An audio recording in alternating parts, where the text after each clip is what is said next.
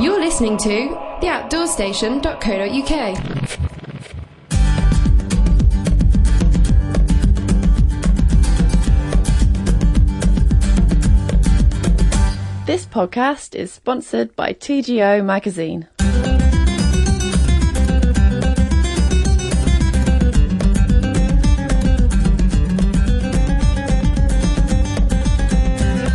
Every day since the beginning of December, one of two mountaineers has climbed the 3,114-foot peak of Helvellyn in the Lake District to assess the weather conditions and report back to the Lake District National Park's Weatherline service. An estimated 200,000 climbers and fell walkers use the service annually, but for Pete Collins and Craig Palmer, it's more of a lifestyle than a job. John Manning went to visit the two felltop assessors, and he first of all asked Pete if this was really the job of his dreams. Yeah, I guess it is. This will be my fifth winter, and I certainly don't regret applying for it in the first place. And yeah, I still enjoy every day of it. How many times do you think you've been up Helvellyn and back? I'd be a real anorak now. I've been up 270 so far, and I'm down to do another 70 this winter. Craig, you've still to have your first ascent on duty, as it were. But yeah. But you've come to this fantastic job. You must love the area. I absolutely love the lakes. It's a fantastic area. And I was down in the southwest for 15 years working down there, but moved up here about a year ago and just absolutely haven't looked back. It's been really good. What have you come to this job from? Well, I left the Marines last October, so I had 15 years in there doing mountain Arctic warfare. Sorry, doing mountain and Arctic warfare. Does that experience apply to this at all? I not so much the warfare side, but the snow and ice survival and skiing and stuff, and understanding snow will definitely be of use in this job. The kit that you're going to be using in the job, how does that compare to the kit you've used in the army? It's very similar actually. Yeah, it's the same wind testing gear. I mean, I probably had a bit more in the military, to be honest. Looking at snowpack studies and stuff and analysis of that, looking at the layers and doing temperature gradients, which we don't really do in this job. So it's probably a bit more on of the snowpack in the military than what we do here. The gear that you wear. Let's have a look at that. What will you be wearing on Helvellyn come winter? Well, full winter gear. So something like mountain equipment G2 pants. So the soft shell pants.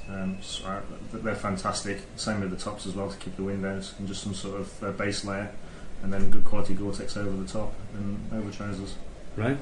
And Pete? Really varies according to the conditions. When it's wet, which is very wet today, I'm a bit of a fan of power mode. Does everything I ask of it. Otherwise, I tend to wear sort of pile and Pertex type clothing, particularly if it's cold enough for snow. I tend to go for a Montane Extreme smock and some sort of trousers. Could just be power stretch with windproofs over the top. But this year we've got a bit more kit because we've got sponsors for the Weatherline who've provided us with some quite decent base layers and other odds and ends. It's always very welcome because you get through kit very quickly in this job. That sponsor is Blacks. Yeah. I know their sponsorship will be very, very welcome because it does mean the service can keep going. They seem to be providing you with fairly reasonable kit for this. Some of their own brand garments now made using quite decent fabrics, branded fabrics, Polartec fabrics or whatever. And they also stock some of the big names. By and large, you can get anything you need from Blacks if you're not going in for real technical mountaineering. So it's nice to be associated with them, really. Okay, so not the technical stuff, so you're still using your own gear very much when you're going on to Helvellyn when it's full on winter conditions? Yeah, absolutely. I mean, you have your own preferences, and when you bear in mind that we're up there every day, comfort becomes very important. So whereas this kit that would be adequate for us when we're potentially out for 7 days in a row in gale force winds and heavy rain, then you'll go with your personal preference. Yeah, I did read somewhere that you carry £40 packs up there. Is that over the top? Yeah, I'm not quite sure where that figure came from. We were comparing notes earlier. And in full winter conditions, say when it's avalanche prone, you can be carrying a lot. I mean, I have carried a 70-litre pack with rope in there, snow shovel, helmet for my own protection, spare clothing for people. So you do end up with a lot of kit, but I'm not sure it adds up to £40. Give us an estimate. I mean, TGO is all about lightweight at the moment. What do you think you're hauling up there? I reckon on occasion I've carried about 15 kilos. Right. As a maximum. So you've not exactly going to break your knees, break your back. Hopefully not, although when you've done it for seventh day in a row and you're carrying a bit of a cold, it feels like it. Yeah, I do get the impression that you're very much a traditionalist when it comes to footwear and things like that. You'd rather see people in nice stout boots than film running shoes. I am in winter, although it depends on people's level of experience. I think if you know what you're doing, you can make the judgment for yourself, and it's surprising what you can do. I mean, I've put crampons when I've been out doing my own thing, not for work, on a pair of fell running shoes before. Right. But I was very aware of what I'd done and how I was going to move on the ground I chose to walk on with that. But if you haven't got that experience, you can't make that judgment. And so I think then, I'm a traditionalist, you should go for heavier boots, you need edges you can kick in, you need to be able to fit crampons, and for inexpertly fitted crampons to stay on those boots. What about yourself, Craig? Are you a lightweight man or a traditionalist? No, very much a traditionalist. I do prefer boots, full weight jackets, especially for the winter time. I think a lot of fabrics have gotten too light now, especially for the industry I work in the outdoor industry guiding, and the gear just doesn't last. It's not built to last at the moment. Things have gone too light too quickly. Unless you're competing and doing mountain marathons and stuff, I think that the market needs to just step back slightly and go back to good 3-layer Gore-Texes, hardware, patches on the elbows and stuff, and the same on the trousers. But boots, definitely. You can go lightweight. You don't need to have a full heavy boot. But some like the sporty Retrango S's and things. Somewhere it's a stiffened boot. It's got good ankle support. It's fairly lightweight. Put a good crampon on it, and you can move around in it. And it's going to support your ankles if you do tumble at all, especially when you're using crampons as well, or if you just want to kick steps. But definitely boots in winter. I think trainers or lightweight summer boots are no-no in winter conditions. What do you think's driven the lightweight thing then? Marketing, really, to be truthful. I don't think it's the demand out there. People are always trying to get the gear lighter, and I think the manufacturers have just pushed the boundaries a little bit too much, and it's gone too far to the lightweight side now. We keep saying all this lightweight alpine gear, but we're not in the Alps here. We're not in summer conditions in the Alps. We're in the winter in the UK where it's wet, it's heavy snow, you've got mixed conditions. It's designed for one thing, it's not really designed for the UK conditions in winter. So it's gone beyond its own... I think it has, personally. It's actually quite hard work to go out there and find decent winter gear at the moment, especially for people working day in, day out in the industry. A good 3-layer jacket at the moment, because everything's 2-layer, or 3 layers, what they call 3 layers. It's such a lightweight fabric, it just rips anyway. Pete, you've done this for a few years. What about the kit that people are wearing when you meet them on the hill? It varies tremendously. You get everything from people in approach shoes with a little 20 litre pack and quite possibly no waterproofs going up in full winter conditions, to people going out with sacks bigger than I'm carrying, with gear to cover every eventuality. It's quite worrying when you see how poorly equipped some people are for the conditions. You're not up there to police the fells, but can you do anything more than advise them if it strikes you as particularly bad? No, you can only ever advise. We're certainly not a police force. Everyone's got a right to go out on our hills however they want to. But it says in my job description that we should give appropriate advice where necessary. I think that's about right. If you have a quiet word with someone, and often by the time we're in the ideal place, you're on a steep hill in snow and ice, so you've got really soft boots on. They're probably already starting to realise that it's not actually going particularly well, especially when they see people around them going up in crampons and having no problem. They just need a bit of quiet advice, and then you might sort of point them in the direction of a descent route that's safe in the kit they've got. Yeah, you've got a receptive audience by and large then. I've actually been in the position where I've one year given advice to somebody about you should have crampons and an ice axe and learn how to use them, and been instructing in a winter course the following winter and found this guy was on the course. Right, so taking your advice and... Yeah, it was great. I mean, he loved it. I hope he's out there getting timing on the hills in winter now. But often it's serious things you see. It makes you wonder. Seeing family go up Striding Edge just approaching the summit in full winter conditions. The father was wearing walking boots of a sort. The mother was wearing wellies. and I got chatting to them because I was concerned that they were going to try and come down Squirrel Edge, which would have been pretty treacherous in that footwear.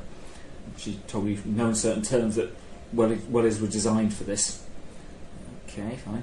And I saw the daughter, who was wearing what I can only describe as platform-soled trainers, which were very well hidden by her flared jeans. Right.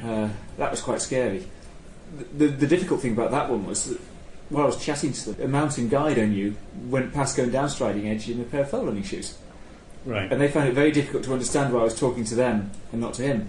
But he could judge the conditions exactly, and he knew how to move on the ground. Watching him run on it was a joy. But they couldn't see the contrast. Craig, you've worked with the rescue teams as well. But yeah, same as Pete. I mean, we both belong to. Pete belongs to Pasadena, and I belong to Penrith Mountain Rescue. Yeah. Yeah. So you'll have come across similar instances. You do see some interesting characters out there. I mean, we're not there to judge at all. We'll pick up the pieces and deal with stuff, but we're certainly not there to judge. But yeah, people just need to have a good common sense when they go out in the conditions and just look what they're wearing before they set off. Is it appropriate? Yeah. In your job description, does it actually state you have to get to the summit of Helvellyn yourselves every day? No, again, I mean, we're responsible for ourselves. We're not obliged to get to the summit every day. You know, if it's absolutely the wind's blowing and we physically can't get there, we'll just turn around. You know, we've got to look after ourselves as well and be safe. Yeah. So we don't have to forge our way to the top. How much of a commitment is it doing 7 days on, 7 days off when it comes to family life and home life and things like that? It's a heavy commitment. You've got to have a lifestyle that can fit around it. I mean, my wife's very supportive. She was the one who suggested I went for the job in the first place. And on weekends, she often comes up with me. So I'm very lucky there. But it's very difficult to find other work that fits in around working 7 days on, 7 days off, when the day's work is only 4 hours long. You don't start at the base, do you? Do you start up at Greenside every time? We do. There's a private road up there which we're able to drive up. Yeah. Which gives us a 500-foot head start up the hill. But yeah, I think my record from there to the summit was about 57 minutes. Okay. Going through it one day. The average is probably an hour and a half. And are you paid by the hour? Yes. So you're cheating yourself out by trying to set a new record. It took a long way down. But what is it that keeps you going to the summit on the days when the weather is particularly bad? It can't be trying to set a 57-minute record. Craig, what do you think will motivate you to keep going? Just personal challenge as well. I mean, you know, getting out there and doing it. I've set this goal for myself just to achieve it. Pete, is there a monotony to going up every day? No. When the weather's really bad and there's no one around, I'll motivate myself by thinking that I'm being paid to walk up a hill. With other people around who are paying good money to go and run on a treadmill in a gym somewhere. I'm getting physical exercise. But there's always something different. There's the unexpected. You know, crowd suddenly clears. You get a Brock inspector, which has happened to me. I'm probably into double figures the number of Brock inspectors I've seen from Summit of Helvellyn now. Unexpectedly meeting somebody who's just a really good person to spend time with on the hill. There's always something. Every day's got something special about it. And you must have spent quite a few Christmas days and New Year days up there as well. Yeah, four Christmas days so far. This will be the fifth. I've always managed to avoid New Year's Day on the top actually. Right. And what's the atmosphere on Helvellyn like on Christmas Day? Well, usually it's very quiet because generally the weather's quite bad. But I've always met someone on the top. But last year was a beautiful day, and there must have been 50 or 60 people. And the atmosphere was great fun. People handing out mince pies to each other. I think I was offered swigs from several hip flasks. But it was a really good, fun Christmas atmosphere on the top. What time do you set off in the morning then? If you're meeting crowds up there, it can't be a crack of dawn thing. No, I mean the hours of work are 11:30 till 3:30. I'm actually usually on the summit around 1 p.m. Right, so the information that you post to the Weather Service is sort of midday information. Yeah, I mean, short of going up in the middle of the night, it's the most up-to-date information we can get to put on the weather line. Right, I'd imagined it'd be a sort of 6 o'clock start. But if we set off at 6 o'clock, by the time we got to the top and got to reporting, it would probably be after 8. A lot of people have made the decision about what they're going to do that day by that point. So we've missed the opportunity to give them the information. So what kind of people are using that information? Is people who are planning the following day's activity? It's a bit of both, but if people are planning that day's activity, they'll tend to ring quite early, between 7 and 8 perhaps. But it's also a lot of people ringing for the following day. I think a lot of people look at the website as well and look over the 5 days or so, see what's been happening, and then planning their weekends up in the lakes as well, seeing what the snow and ice weather conditions are forming, and then make a decision if they drive from London all the way up here to do some winter climbing. Yeah. So it's not just about the conditions the following day, they're getting a build-up of a pattern what's happening on the mountain as well. And why Helvellyn? Given general conditions of the hills around here and what they could encounter, but I mean Helvellyn's got some good climbs on it, some good winter routes on there. It holds the snow, especially on this face here, on this side, so you can't complain with it. So I mean, are the conditions on Helvellyn typical of the rest of the Lake District? Is it the kind of generic hill? Yeah, definitely. Yeah, I mean, you're gonna the snow line's going to be more or less the same across most of the park. It's going to be the same type of snow, so you're going to give a very general picture for the whole national park. Let's talk about this little device that you use to record the weather. It's a little anemometer. I should say that the weather readings we do are a bit of an aside to the main part of the job. The main part of the job is giving the ground conditions on the weather line. Right. But the weather readings get used by schools, and the local geological society was carrying out some studies recently into erosion caused by snow and ice. But we record this using this little pocket-sized anemometer, which also gives us the air temperature and the temperature with the wind chill, which is very revealing on some days. How bad has it gone? I've had it down below -30. Right. And had wind speeds of, I think the highest I've recorded on the top was 84. It's probably been stronger. There have been some days when I've not got to the top because it's been too windy.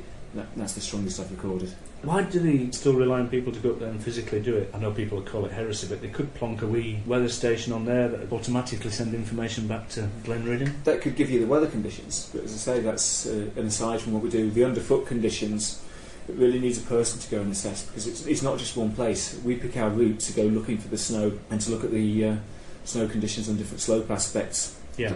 Which is one of the reasons why we use Helvellyn, because we've got a whole variety of slope aspects and different altitudes in a very small area that we can get to quite quickly. There's no machine around that I know of that could do that job.